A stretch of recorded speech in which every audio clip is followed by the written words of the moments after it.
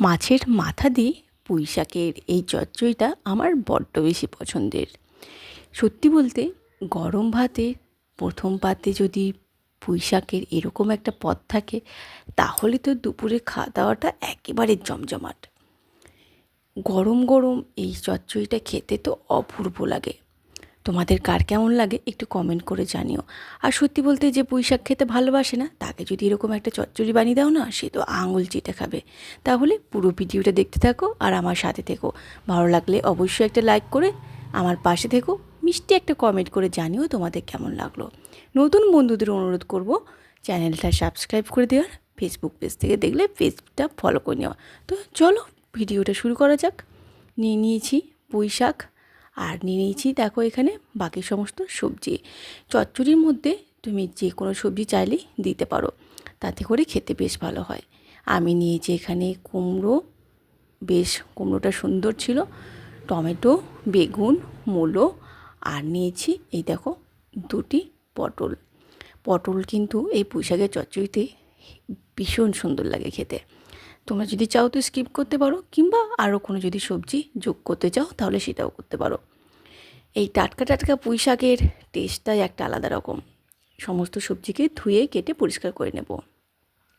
সমস্ত কিছুই দেখো কেটে নিয়েছি। এখানে আলু, বেগুন, কুমড়ো আমি একটু বড় বড় করে কেটেছি। তোমরা তোমাদের পছন্দ মতন শেপ করে কেটে নিও। এই পুঁই শাকের চচ্চড়িতে একটু বড় বড় করে সবজিগুলো কাটলে খেতে বেশ ভালো লাগে। আর সবথেকে একটা মজার ব্যাপার কি, আমি আজকে শাকের চচ্চড়িতে কোনো রকম জল ব্যবহার করব না। সমস্ত কিছু সবজি কষে আর শাক থেকে যে পরিমাণ জলটা বেরোবে সেটা দিয়ে রান্না করব। এই যে নিয়ে হাজির হয়ে গেছি প্রধান উপকরণ বলতে 2 পিস মাছের মাথা। কাতলা মাছের মাথা নিয়েছি। তোমাদের কাছে যেটা থাকবে তোমরা সেটা নিও, তবে চেষ্টা করে একটু কাতলা মাছের মাথা দিয়ে ব্যবহার করতে, তাতে করে খেতে অপূর্ব হয়। কেননা কাতলা মাছের টেস্টটা একটু বেশি। লবণ হলুদ দিয়ে কাতলা মাছের মাথাগুলোকে একটু ভেজে নেব। কাতলা মাছের মাথা একটু লাল করেই ভাজবো। তোমরা তোমাদের পছন্দ মতো ভেজো। একটু কড়া করে ভেজে নিলে মাছের যে আষ্টে গন্ধটা সেটা কিন্তু আর একদমই থাকে না। তাই মাছগুলোকে একটু কড়া করে একটু লালচে করে ভেজে তুলে রাখবো। দেখো আমি বেশ মাথাগুলো লালচে করে ভেজে নিয়েছি। ওই তেলের মধ্যেই দিয়ে দিয়েছি ফোড়নে 2টি শুকনো লঙ্কা, 2টি তেজপাতা, 1 চামচ 5 ফোড়ন। ফোড়নটাকে একটু নাড়াচাড়া করে যখন একটু মিষ্টি গন্ধ বেরিয়ে আসবে, সেই সময় দিয়ে দেবো তেলের মধ্যে আদা রসুনের পেস্ট। আদা রসুনের পেস্টটাকেও তেলের মধ্যে বেশ ভালো করে কষিয়ে নেওয়ার পর দিয়ে দিচ্ছি গুঁড়ো মশলা। এই যেমন ধরো 1/2 চামচ হলুদের গুঁড়ো, 1/2 চামচ ধনে গুঁড়ো, 1/2 চামচ জিরে গুঁড়ো, 2 চামচ নিয়েছি আমি চিনি, আর 2টো টমেটোকে কেটে নিয়েছি মাঝখান দিয়ে। শাকের মধ্যে একটু শাকের চচ্চড়িতে একটু মিষ্টি মিষ্টি হলে খেতে বেশ ভালো লাগে। তাই নুন ঝাল টক সমস্ত কিছু মিষ্টি ব্যালেন্স করার জন্য আমি এখানে 2 চামচ চিনি নিয়েছি। এইটা বাধ্যতামূলক নয়, তোমরা যদি স্কিপ করতে চাও তো করতেই পারো। এরপর মশলাটাকে একটু কষিয়ে নেওয়ার পর দিয়ে দিয়েছি আলুটা। আলুটা যেহেতু সেদ্ধ হতে একটু টাইম লাগে, তার জন্য আলুটা ফার্স্টে দিয়ে একটু নাড়াচাড়া করে একটু কষিয়ে নেব। তারপর বাকি সমস্ত সবজি দিয়ে দিচ্ছি। এই যেমন ধরো বেগুন, পটল, মূলো, কুমড়ো, আর হ্যাঁ আমি এখানে একটা পেঁয়াজ নিয়েছিলাম।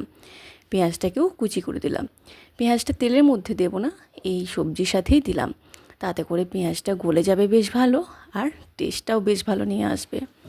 চচ্চড়িতে সাধারণত পেঁয়াজ দেওয়া হয় না, তবে একবার দিয়ে দেখো বেশ ভালো লাগবে খেতে। সবশেষে দিয়ে দিচ্ছি ডাঁটাগুলোকে দিয়েও ভালো করে একটু কষিয়ে নেব। শাকটা পরে দেব। দিয়ে দিচ্ছি স্বাদ মতো লবণ দিয়ে সবজিটাকে ভালো করে আমাদের কষে নিতে হবে বেশ কিছুক্ষণ সময় নিয়ে। ওই যে বললাম যেহেতু জল দেব না, তার জন্য লবণ দিয়ে সবজিগুলোকে ভালো করে নাড়াচাড়া করে নিচ্ছি। এরপর দিয়ে দেবো একটু ঢাকা দিয়ে অনেকটা জল বেরিয়ে যাবে সবজি থেকে। সেই জল দিয়েই আমাদের সমস্ত সবজিটা সেদ্ধ হয়ে যাবে। আর তোমরা যদি চাও তো জল দিতেই পারো। আমার মনে হয় আর এক্সট্রা আর জল দেওয়ার প্রয়োজন নেই। দেখো সবজিটা অনেকটা নরম হয়ে গেছে। এরপর দিয়ে দিচ্ছি শাকটা দেখো আমি কিন্তু একদমই ছোটো ছোটো পাতলা পাতলা করে কাটিনি, একটু বড় বড় করেই কেটেছি। কেননা এমনিতেই তো গলে যাবে শাকটা, পুঁই শাক তো খুব নরম হয়, আর শাকটা কিন্তু খুব সুন্দর ছিল, তাই আমি আর কুচি কুচি করে কাটিনি, একটু বড় বড় করেই কেটেছি। এরপর সমস্ত সবজিকেই বেশ ভালো করে একটু নাড়াচাড়া করে নেব, তাতে করে শাকটাও ভালো নরম হয়ে যাবে। দিয়ে দেব এরপর চাপা দিয়ে শাকটাকে নরম হয়ে যাবে এবং আমাদের ডাঁটা শাক সমস্ত সবজি সেদ্ধ হয়ে যাবে। এই কাজটা একটু আস্তে সাবধানে করতে হবে, কেননা শাকটা তো অনেকটা পরিমাণ হয়ে গেছে। তাই সবজিগুলোকে বেশ ভালো করে নাড়াচাড়া করে নিয়ে দিয়ে দিলাম চাপা। এরপর মিডিয়াম টু লো ফ্লেমে রেখে বাকি সমস্ত কাজ তুমি করে নিতে পারো। এদিকে শাকটা বেশ কিছুক্ষণ হয়ে গেছে, শাক থেকে অনেকটা পরিমাণ জল বেরিয়ে গেছে আর আমাদের সবজি কিন্তু অনেকটাই সেদ্ধ হয়ে এসেছে। এই পর্যায়ে দিয়ে দিচ্ছি কয়েকটা চেরা কাঁচা লঙ্কা। ঝালের জন্য আমি এখানে শুধুমাত্র কাঁচা লঙ্কা ব্যবহার করেছি, তোমরা চাইলে শুকনো লঙ্কা গুঁড়ো ব্যবহার করতে পারো। সবজিটাকে ভালো করে সেদ্ধ করে নেওয়ার পর দিয়ে দিচ্ছি ভেজে রাখা মাছের মাথা। তোমরা চাইলে কিন্তু আগের থেকে মানে মাথাগুলো একটু ছোট ছোট করে টুকরো করে নিতে পারো। আমি একেবারেই কড়াইয়ের মধ্যেই ভেঙে নেব। এইভাবে একটু চাপ দিলেই মাছের মাথাগুলো সব গুঁড়ো হয়ে যাবে। ভালো করে একটু ভেঙে নিয়ে চচ্চড়ির মধ্যে ভালো করে মিশিয়ে নিচ্ছি, তাতে করে খেতে অপূর্ব হবে। আর এইটা তোমরা চচ্চড়ি কিংবা ঘন্ট যে কোনো কিছু বলতেই পারো। যে পুঁই শাক খেতে ভালোবাসো না সে একবার অবশ্যই ট্রাই করো, এই প্রেমে পড়ে যাবে। এসে দিয়ে দেবো 1-2 টেবিল চামচের মতন সর্ষের তেল। আজ এই চচ্চড়ি শেষে সর্ষের তেলটুকুই দেবো।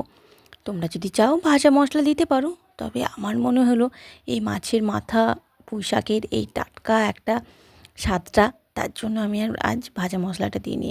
রেডি হয়ে গেছে আমার পুঁই শাকের চচ্চড়ি, এর সাথে শুধুমাত্র গরম ভাত, ব্যাস তাহলেই জমজমাট। কেমন লাগলো রেসিপিটা অবশ্যই জানিও। আমার এতক্ষণ বকবক শোনার জন্য অসংখ্য ধন্যবাদ। Bye bye.